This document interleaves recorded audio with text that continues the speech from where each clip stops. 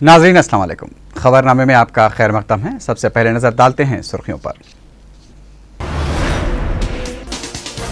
Intermediate supplementary इम्तिहानात के programme में तब्दीली का हुकूमत ने दिया इशारा। 15 या 16 में से होगा इम्तिहानात का आगाज।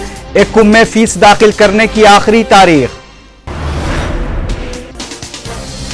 वैट में कमी के लिए चीफ मिनिस्टर के रिश्तेदार को ताजरीन की जानिब से रिश्वत दिए जाने का शंकर राव ने लगाया इल्जाम।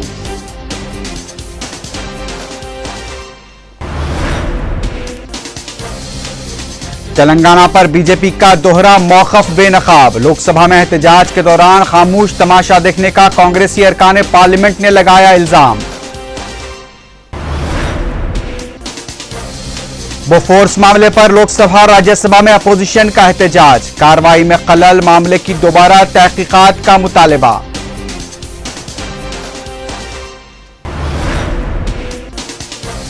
अक़वाम मुत्तहिदा के सेक्रेटरी जनरल बान की मून 3 रोजा दौरे पर हिंदुस्तान पहुंच गए।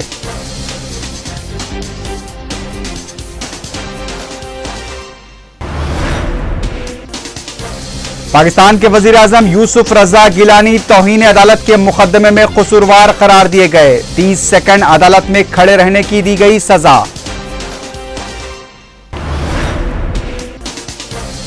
और शाम में सिक्योरिटी फोर्सेस की कार्रवाइयां जारी। मकान पर की गई बमबारी में 70 अफराद हलाक।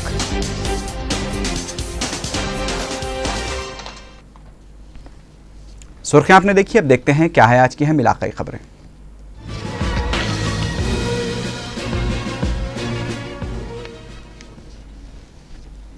इंटरमीडिएट सप्लीमेंट्री इम्तिहानात के प्रोग्राम में तब्दीली का इशारा देते हुए वजीर सानवी तालीम पार्थ सारथी ने कहा है कि 15 या 16 में से सप्लीमेंट्री इम्तिहानात का आगाज होगा। मीडिया से बात करते हुए पार्थ सारथी ने बताया कि ख़तई तारीख का फैसला बोर्ड ऑफ इंटरमीडिएट की जानिब से लिया जाएगा। उन्होंने बताया कि सप्लीमेंट्री इम्तिहानात में शिरकत के लिए फीस दाखिल करने की आखिरी तारीख अब 1 में रहेगी। वजीर पार्थ सारथी ने एक बार फिर रियायती निशानात दिए जाने को खारिज अज़ इम्कान करार दिया। उनका कहना था कि फिजिक्स के इम्तिहान में तकरीबन 90,000 ता 1 लाख तलबा फेल हुए हैं और अगर एक रियायती निशान दिया जाता है तो एक भी तालिब इल्म पास नहीं होगा। अगर 2 निशानात दिए जाते हैं तो सिर्फ 3 तलबा पास होंगे और अगर 5 निशानात दिए गए तो 1100 तलबा कामयाब हो पाएंगे। उन्होंने कहा कि सप्लीमेंट्री इम्तिहानात के बाद फिजिक्स के पर्चे की जाँच पहले की जाएगी और जल्द ही नताइज का ऐलान कर दिया जाएगा।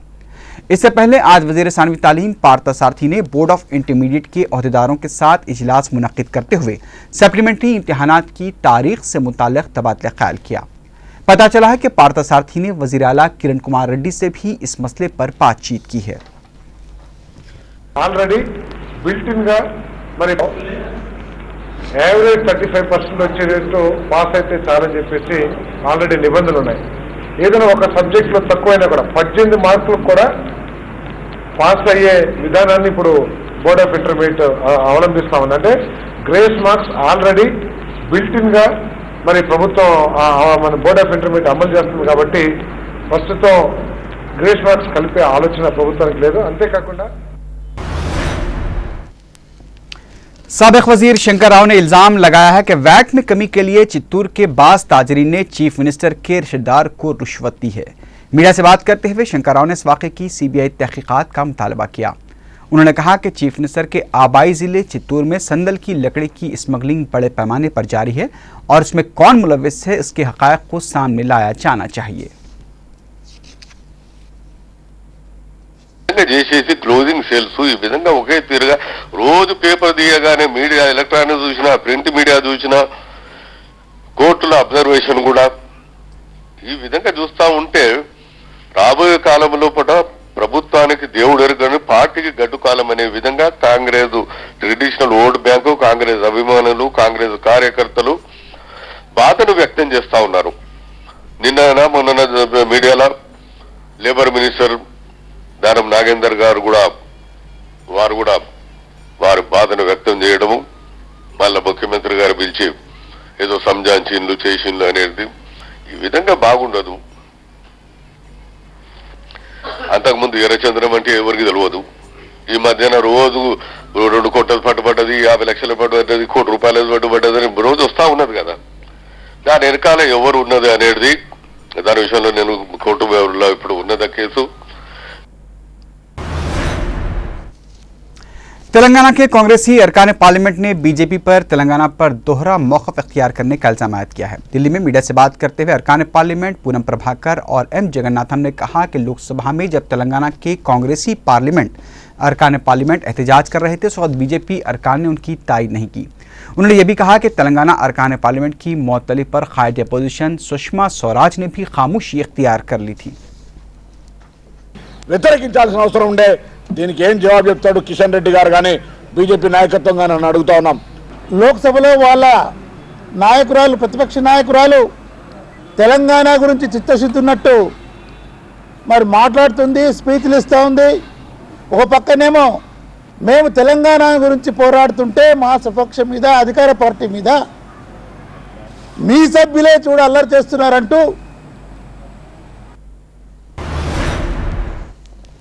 सदर तेलुगुदेशम एन चंद्रबाबू नायडू आज एक रोज़ा इंतखाबी दौरे पर तिरुपति पहुंचे। रानीगुंटा एयरपोर्ट पर तेलुगुदेशम कायदीन और कारकुनों ने चंद्रबाबू नायडू का इस्तकबाल किया। सदर तेलुगुदेशम तिरुपति से बजरिए कार चित्तूर के लिए रवाना हो गए, जहां वह आज शाम अवामी जलसे से खिताब करेंगे।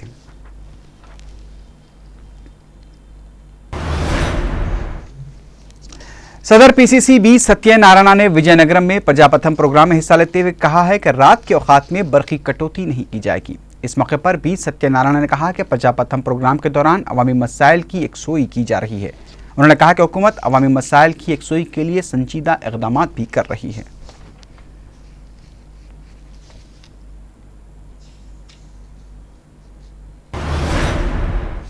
उप्पल में इलेक्ट्रॉनिक शोरूम के गोदाम में आतिशबाजी का वाकया पेश आया। आतिशबाजी की वजह से गोदाम में मौजूद सामान मुकम्मल तौर पर जलकर खाकिस्तार हो गया। फायर ब्रिगेड के अमले ने मुकाम वाक़या पहुंचकर आग पर काबू पाया।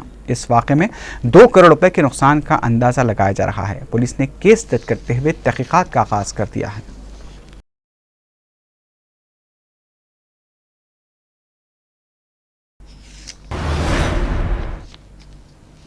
अब देखते हैं क्या है आज की हम कौमी खबरें।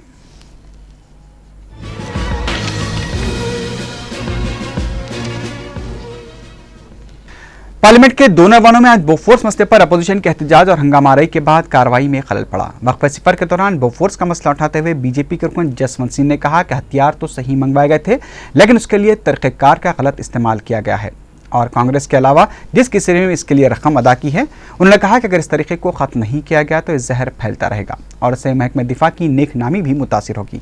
राजीव गांधी से मुताल्लिक़ जसवंत सिंह की जानिब से किए गए रिमार्क पर लोकसभा में ज़बरदस्त शोरगुल देखा गया। अपोजिशन जमातों के दीगर कायदीन ने भी इस मामले की असरनो तहकीकात का मुतालबा किया। अपोजिशन कायदीन ने यह भी सवाल किया कि इस मामले के अहम शख्स खतरोची के खिलाफ क्यों रेड कॉर्नर नोटिस को वापस लिया गया है। CPM के वासुदेव आचार्य ने भी कहा कि मामला अभी खत्म नहीं हुआ है। बीजेपी ने बोफोर्स मामले में अमिताभ बच्चन का नाम के घसीटे जाने को भी शदीद एतराज़ किया। बीजेपी की जानिब से राजीव गांधी का नाम लिए जाने पर कांग्रेसी अरकान पार्लियामेंट ने शदीद एहतजाज किया। कांग्रेस के संजय निरुपम ने कहा कि राजीव गांधी की शख्सियत की तौहीन करने पर बीजेपी को माफ़ी मांगनी चाहिए। अपोजिशन की जानिब से मुसलसल शोरगुल का सिलसिला जारी रहा, जिसकी वजह से लोकसभा और राज्यसभा की कार्रवाई में खलल देखा गया। राज्यसभा में भी बीजेपी के कायद अपोजिशन अरुण जेटली ने इस मामले की फिर से तहकीकात का मुतालबा किया।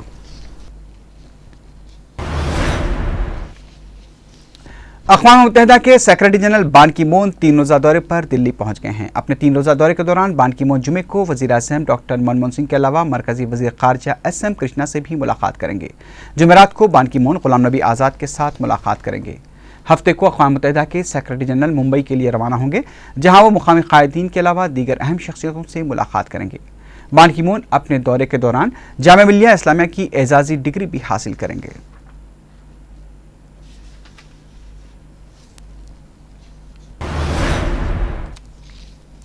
अमेरिका की जानिब से गुजरात के चीफ मिनिस्टर नरेंद्र मोदी को वीज़ा न दिए जाने को हिंदुस्तान ने उसे अमरीकी वजारत ख़ारजा का अंदरूनी मामला करार दिया है। दिल्ली में मीडिया से बात करते हुए मरकजी वजीर सलमान खुर्शीद ने कहा कि अमेरिका की जानिब से दूसरी बार नरेंद्र मोदी को वीज़ा न दिया जाना नरेंद्र मोदी को सोचना चाहिए कि आखिर किस वजह से उन्हें वीज़ा नहीं दिया गया है। सलमान खुर्शीद ने कहा कि नरेंद्र मोदी को अब अपना मुहासिबा करना चाहिए। I'm sure they look at everything that they want to look at. Not for us to comment on US policy, but it's a matter of concern to our country that there is this kind of serious question mark on the personality of somebody who leads a major state in our country. It's sad. It is sad that we have that. I hope that the person concerned will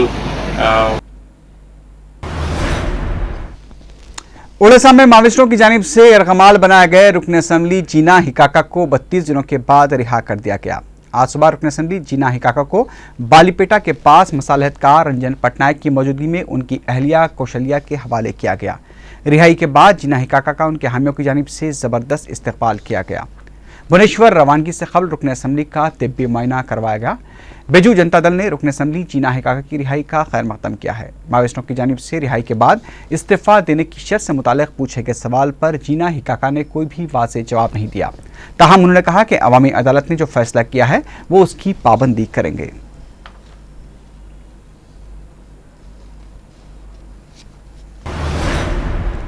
Maharashtra के गढ़चिरौली में मावोइस्टों ने बड़े पैमाने पर हमला करते हुए 12 अफराद का अगवा कर लिया है। इसके अलावा मावोइस्टों ने पुलिस का मखबिर होने के शुबे में 2 अफराद को हलाक कर दिया है। वाक़े की इत्तला मिलते ही पुलिस को जाए मुकाम पर रवाना कर दिया गया है।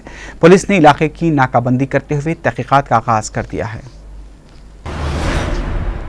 वाराणसी के करीब ऑटो रिक्शा चलाने वाले राम लखन की खुशी का उस वक्त कोई ठिकाना न रहा जब बॉलीवुड सुपरस्टार आमिर खान ने उसके बेटे की शादी में शिरकत की। आमिर खान ने शादी के मंडप में पहुंचकर दुल्हा दुल्हन को मुबारकबाद दी। इस मौके पर आमिर खान ने कहा कि जब राम लखन ने उन्हें अपने बेटी की शादी के लिए दावतनामा भेजा तो उन्होंने फौरी उसे कबूल करते हुए शादी में शिरकत का फैसला किया। राम लखन जी जब आए न्योता देके तो मुझे लगा कि मुझे आना चाहिए और इसलिए मैं आया हूँ, अपनी शुभकामनाएं लेके आया हूँ उनके लिए। मैं दोनों परिवारों के लिए कुछ तोहफे भी लाया हूँ, लेकिन वो बात यह है कि मैं अपने दिल से आया हूँ उनसे मिलने के लिए। हिंदुस्तान ने आज अपने पहले microwave radar imaging satellite RISAT 1 को कामयाबी के साथ खला में छोड़ दिया है। PSLV C-19 को आज सुबह 5:47 पर खला में छोड़ा गया। 1858 किलोग्राम वजनी राडार इमेजिंग सैटेलाइट मौसमी ज़रई और आफात समावी से मुतल्लिक़ अहम मालूमात फराहम कर सकता है। इस सैटेलाइट पर इसरो की जानिब से गुज़िश्ता 10 सालों से काम किया जा रहा था। यह सैटेलाइट दिन हो या रात बादलों में ज़मीन की तस्वीर लेने की सलाहियत रखता है। वज़ीर-ए-आज़म डॉक्टर मनमोहन सिंह ने सैटेलाइट की कामयाब तजुर्बे पर इसरो के साइंसदानों को मुबारकबाद दी है।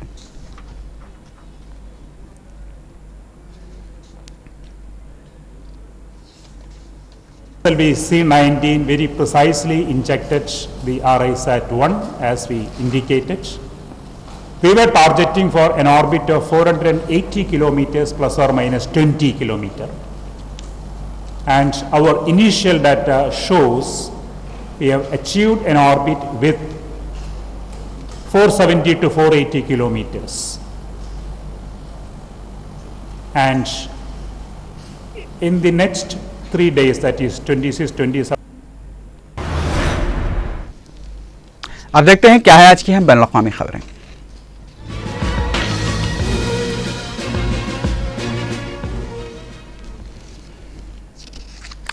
पाकिस्तान की सुप्रीम कोर्ट ने आज वज़ीर-ए-आज़म यूसुफ रज़ा गिलानी को NRO अमल दरामद मुकदमे में अदालती फैसले पर अमल न करने पर तौहीन अदालत का मुर्तकिब करार दिया है। सुप्रीम कोर्ट ने आज यह फैसला वज़ीर-ए-आज़म यूसुफ रज़ा गिलानी की अदालत में मौजूदगी के दौरान सुनाया। जस्टिस नासिरुल मलिक की सरबराही में 7 रुकनी बेंच ने उन्हें अदालत की बर्खास्तगी तक सजा सुनाई, जो अदालत के बर्खास्त होने के साथ ही खत्म हो गई। पाकिस्तान की तारीख में यह पहला मौका है कि किसी वज़ीर-ए-आज़म को तौहीन अदालत के मुकदमे में सजा हुई है। वज़ीर-ए-आज़म यूसुफ रज़ा गिलानी ने 30 सेकंड तक सजा के तौर पर अदालत में ही खड़े रहे। अदालत ने अपने फैसले में कहा कि वज़ीर-ए-आज़म दानिस्ता तौर पर अदालत के फैसले को नज़रअंदाज करने की वजह से तौहीन अदालत के मुर्तकिब हुए हैं और उनका ये अमल इंसाफ के लिए नुकसानदेह है और वज़ीर-ए-आज़म के रवैये की वजह से अदालत की तौहीन भी हुई है। अदालत के फैसले के बाद मीडिया से बात करते हुए अटार्नी जनरल और इस्तिगासा के वकील इरफान खादर का कहना था कि आईन में वज़ीर-ए-आज़म को बराह रास्त नाअहल करार देने का कोई तरीक़ेकार मौजूद नहीं है। उन्होंने कहा कि अगर कौमी असम्बली के स्पीकर समझेंगी कि सुप्रीम कोर्ट का फैसला आईन और कानून के मुताबिक है तो फिर इस मामले को इलेक्शन कमीशन को भेजा जाएगा। उधर पाकिस्तान मुस्लिम लीग नून के सदर नवाज शरीफ ने अदालत के फैसले पर रद्द-ए-अमल जाहिर करते हुए कहा कि वज़ीर-ए-आज़म को अब ओहदे पर रहने का कोई हक नहीं रहा है और उन्हें फौरी इस्तीफा दे देना चाहिए। तहरीक इंसाफ पार्टी के सरबराह इमरान खान ने भी वज़ीर-ए-आज़म गिलानी से फौरी इस्तीफा देने का मुतालबा किया है। ये सब्जेक्ट टू अपील है और अपील जो है वो करने का हक हर पाकिस्तानी शहरी को है और पाकिस्तान पीपल्स पार्टी की क़यादत इस हवाले से फौरी फैसला करके अपील करने जा रही है और हमें यकीन है कि अपील में ये सजा सस्पेंड हो जाएगी। मिस्र में साबिक सदर हुस्नी मुबारक के दौर में आला ओहदों पर फायज रह चुके अहदेदारों के सदारती इंतखाबात में हिस्सा लेने पर पाबंदी के कानून की मंजूरी के 24 घंटे बाद साबिक वज़ीर आज़म और सदारती उम्मीदवार अहमद शफीक को दोबारा इंतखाबात में हिस्सा लेने का अहल करार दिया गया है। इससे पहले मिस्र के इलेक्शन कमीशन ने उन पर सदारती इंतखाबात में हिस्सा लेने पर पाबंदी आयद कर दी थी।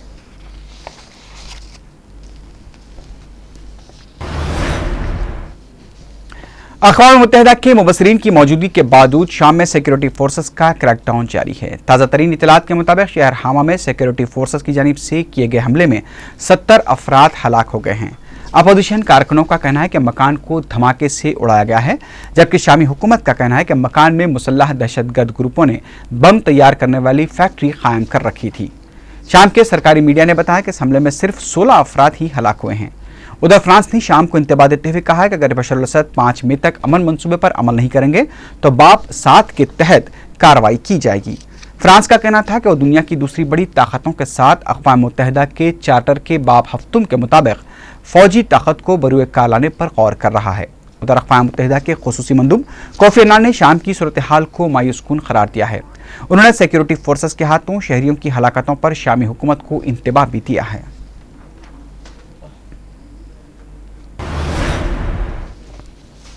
आखिर में सुर्खियों पर एक बार फिर नजर डालते हैं। इंटरमीडिएट सप्लीमेंट्री इम्तिहानात के प्रोग्राम में तब्दीली का हुकूमत ने दिया इशारा। 15 या 16 में से होगा इम्तिहानात का आगाज। 1 में फीस दाखिल करने की आखिरी तारीख। वैट में कमी के लिए चीफ मिनिस्टर के रिश्तेदार को ताजरीन की जानिब से रिश्वत दिए जाने का शंकर राव ने लगाया इल्जाम।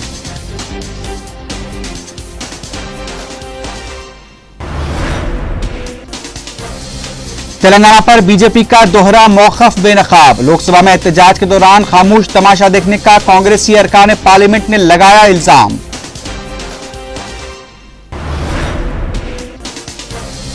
बोफोर्स मामले पर लोकसभा और राज्यसभा में अपोजिशन का एहतजाज। कार्रवाई में खलल, मामले की दोबारा तहकीकात का मुतालबा।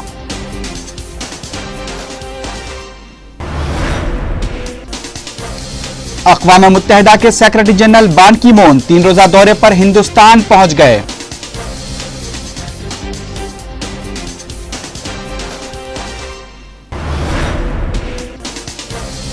पाकिस्तान के वजीर आजम यूसुफ रजा गिलानी तौहीन अदालत के मुकदमे में कसूरवार करार दिए गए। 30 सेकंड अदालत में खड़े रहने की दी गई सजा। और शाम में सिक्योरिटी फोर्सेस की कार्रवाइयां जारी। मकान पर की गई बमबारी में 70 अफराद हलाक।